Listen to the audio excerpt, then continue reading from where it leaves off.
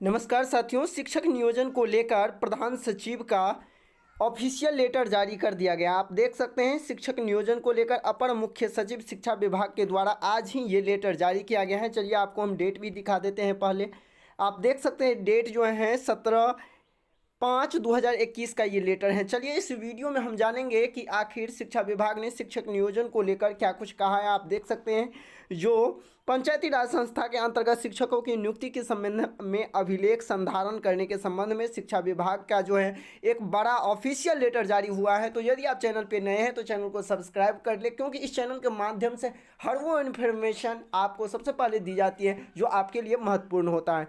आपको जानकारी के लिए बता दें कि अपर मुख्य सचिव शिक्षा विभाग के द्वारा आज सभी जिला पदाधिकारी को एक लेटर जारी किया गया है। लेटर किस लिए? तो नियुक्ति के संबंध में 94,000 शिक्षक नियोजन की प्रक्रिया जो चल रही है उसके संबंध में एक बड़ा लेटर जारी हुआ है, जो कि अभी तक बहुत सारे लोगों के पास नहीं पहुंचे होंगे। तो चलिए इस चैनल के माध्यम से हम आपको जानकारी दें, स्पष्ट आपको कर दें कि ये नियोजन प्रक्रिया जो 2012 और 2006 नियमावली के आधार पर जो हो रहा है, आप देख सकते हैं यहाँ इंगित किया गया है कि जो नियोजन प्रक्रिया जो 2019 में विभिन्न ग्राम पंचायत, पंचायत समिति, जिला परिषद क्षेत्राधीन अवस्थित प्राथमिक मध्य विद्यालय, चाहे वो माध्यमिक विद्यालय हो, सभी के विरुद्ध जो नियुक्ति की कार्रवाई प्रारंभ हुई थी उक्त नियमावली के आलोक में, और इसी के आलोक में ये कहा गया है कि शिक्षकों की नियुक्ति हेतु गठित समिति के अध्यक्ष संबंधी पंचायती राज संस्था के अध्यक्ष होते हैं। जानकारी के लिए बता दें, जिस तरह से पंचायत चुनाव जो है स्थगित कर दिया गया है,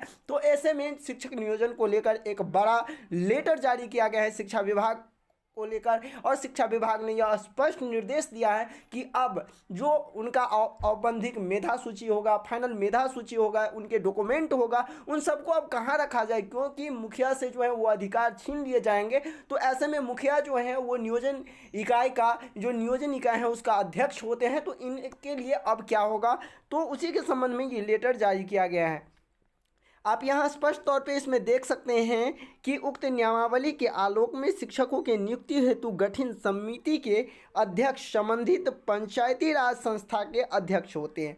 आपको बता दें कि साथ ही साथ संबंधित पंचायती संस्था के कार्यपालक पदाधिकारी नियुक्ति हेतु गठित समिति के सदस्य सचिव होते हैं। नियोजन इकाई के स्तर पर अभ्यर्थीगण द्वारा आवेदन दिया जाता है, जो सदस्य सचिव के स्तर पर संधारित किया जाना है। नियुक्ति के उपरांत नियोजन से संबंधित सभी अभिलेख तथा आवेदन पत्र, मेधा सूची, चयन सूची, नियुक्ति पत्र की प्रति, शिक्षक के शैक्षणिक प्रशैक्षणिक प्रमाण पत्र आदि के संधारण की नियुक्ति हेतु गठित समिति के सदस्य सचिव के स्तर पर किया जाना है। यानी जो चीज़ जो है मुखिया के द्वारा, पहले अध्यक्ष के द्वारा किया जाता था, अब वो सारी शक्ति जो है सचिव को दे दिया गया। आप इस लेटर में और भी कुछ दे सकते हैं, और किस तरह से national federation of blind case का जिक्र किया गया है, जिसके कारण जो है शिक्षक बहाली प्रक्रिया रुकी हुई है। आप देख सकते हैं अंकनीय की जुलाई अगस्त 2019 में प्रारंभ किए गए नियुक्ति की कार्रवाई माननीय उच्च न्यायालय पटना द्वारा CWJC, जो कि आप केस नंबर जिसके लिए आप बार बार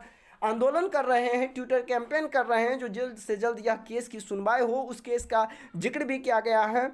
और बनाम राज्य सरकार एवं संलग्न वाद में दिनांक 24/7/2020 को ही स्टे जो लगा दिया गया है, जो स्टे आप यहाँ देख सकते हैं इस लेटर में जिक्र किया गया है, और यह स्थिति यथावत है, जिसके कारण उक्त नियुक्ति की कार्रवाई पूर्ण नहीं हो सकी। इस लेटर के माध्यम से भी ये बता दिया गया है कि क्यों नहीं विद्यार्थियों का, अर्थात अभ्यर्थियों का नियोजन प्रक्रिया हो रहा है, अभी तक क्यों नहीं संपन्न हुआ है। और इस क्रम में अंकित करना है कि ग्राम पंचायत समिति एवं जिला परिषद के निर्वाचित सदस्यों का जो कार्यकाल है वो 15 जून को समाप्त होने वाला है। अब ऐसे में ये बड़ा सवाल आता है कि किस प्रकार से जो प्रारंभिक शिक्षक नियोजन प्रक्रिया चल रही थी वो संपन्न कैसे होगा, और इसी को लेकर शिक्षा विभाग ने ये बड़ा कदम उठाया है, और जिसमें यह अंकित कर दिया गया है कि अपने अपने जिले से संबंधित ग्राम पंचायत हो या पंचायत समिति हो या फिर जिला परिषद हो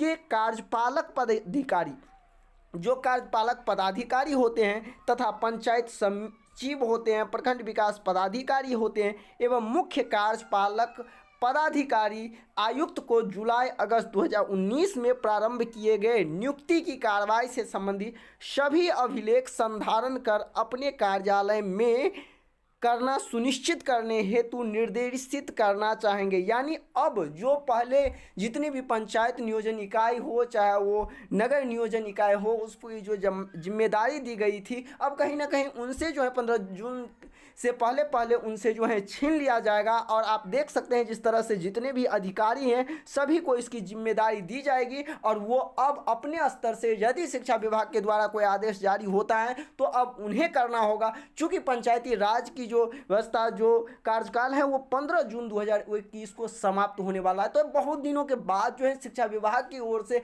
कहीं ना कहीं बिहार प्रारंभिक शिक्षक नियोजन को लेकर एक ऑफिशियल लेटर जारी होता है और जिसमें इस बात का जिक्र होता है कि आखिर किस कारण से शिक्षक नियोजन प्रक्रिया अभी तक संपन्न नहीं हो पाई, ये सारी जिक्र इसमें है।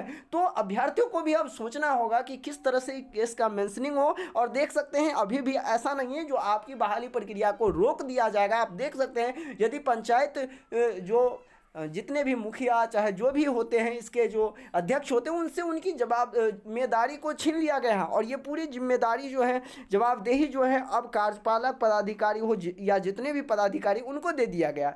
साथ ही साथ इसमें यह भी कहा गया है कि नियुक्ति शिक्षक और शिक्षक एवं प्रशिक्षक प्रमाण पत्र आदि का संधारण भी संबंधित नियोजन इकाई के सदस्य सचिव के स्तर पर कराया जाए। यानी जो पंचायत नियोजन इकाई है तो पंचायत नियोजन इकाई के पंचायत सचिव को इस जिम्मेदारी दिया जाए। यदि वो ब्लॉक लेवल पे हैं तो वहाँ के कार्यपालक पदाधिकारी जो है, प्रखंड विकास पदाधिकारी हैं, उनको ये जिम्मेदारी दी जाए।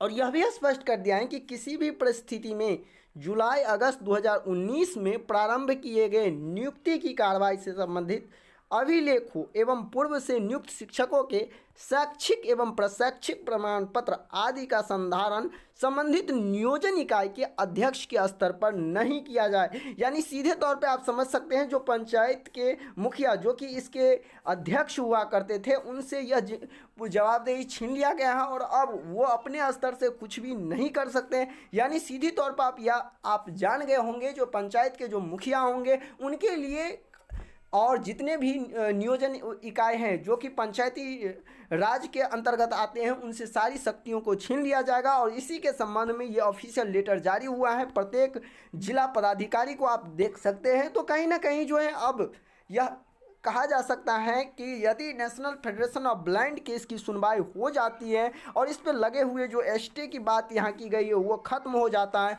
तो भी कहीं ना कहीं शिक्षक नियोजन की प्रक्रिया जो है पूरे का पूरे प्रोसेस में रहेगा। ऐसा नहीं है जो शिक्षक नियोजन की प्रक्रिया बंद हो जाएगी, पंचायत चुनाव स्थगित होने के कारण इस पर इसका कुछ असर पड़ेगा। सीधी तौर पर आप समझ सकते हैं यदि national federation of blind case का मामला यदि सुलझ जाता है तो आपकी नियोजन प्रक्रिया जो है जल्द से जल्द संपन्न हो पाएगी। तो यही न्यूज़ था आपके लिए और ये लेटर जो है शिक्षा विभाग के अपर मुख्य सचिव संजय कुमार द्वारा ये लेटर जारी किया गया था। तो आपको यह वीडियो कैसा लगा आप मुझे कमेंट करके जरूर बताएं और यदि आप चैनल पर पहली बार विजिट किए हैं तो चैनल को सब्सक्राइब कर लें, जिससे कि टीचिंग से रिलेटेड चाहे शिक्षक नियोजन से रिलेटेड जो भी इंफॉर्मेशन होगा इस चैनल के माध्यम से सबसे पहले आपको दी जाएगी। मिलते हैं नेक्स्ट वीडियो में कुछ नई जानकारी लेकर। धन्यवाद।